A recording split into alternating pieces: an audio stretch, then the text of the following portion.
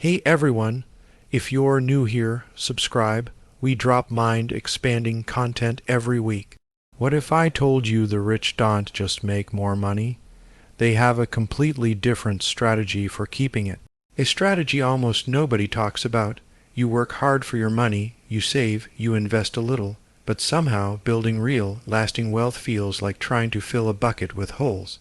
Most of us think money just sits in a bank account, or maybe in a stock, but the wealthy, they see their money as something fluid, something that needs to be actively protected.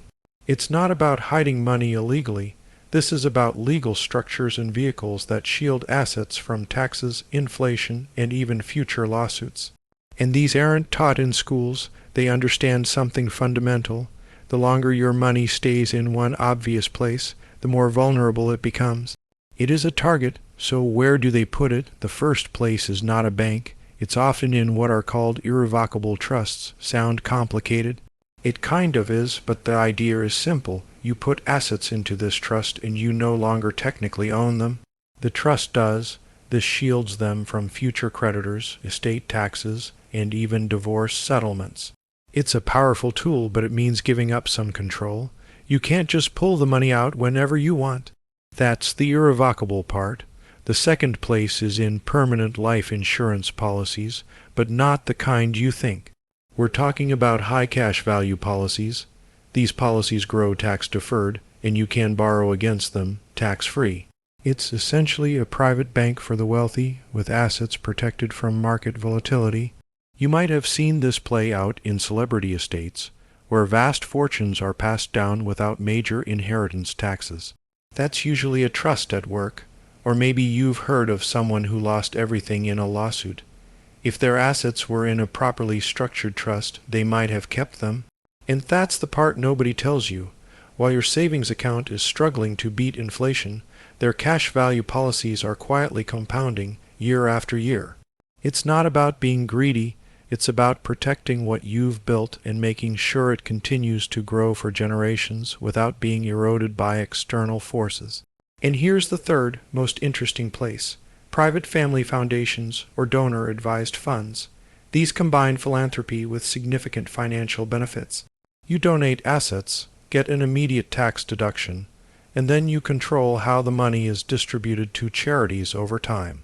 It's like having your own charitable giving vehicle, but wait, there's more.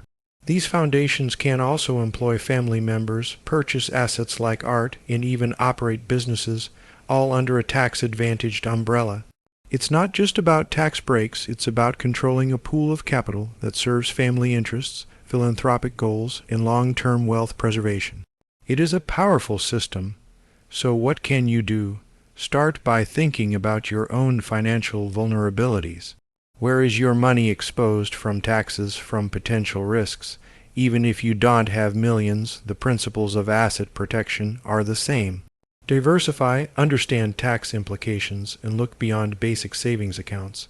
Explore options like tax-advantaged retirement accounts, or even a simple umbrella insurance policy. These are many versions of what the wealthy use. The goal is to shift from just earning money to actively protecting and growing it within structures that offer maximum advantage. It is a mindset shift. Once you start thinking this way, your money isn't just sitting there. It's working for you, shielded, compounding, and building a legacy. That's real wealth creation, and the next time you hear about a rich person's fortune, you'll understand it's not just about what they made, but how they carefully hid and protected it. If this gave you a new perspective on wealth, smash that like button. It genuinely helps the channel. Share this with someone who needs to hear it today. Drop a comment below. What's one financial hidden truth you've discovered? I read every single one, and if you're not subscribed yet, what are you waiting for? Hit subscribe. We've got something even more mind-blowing coming next week.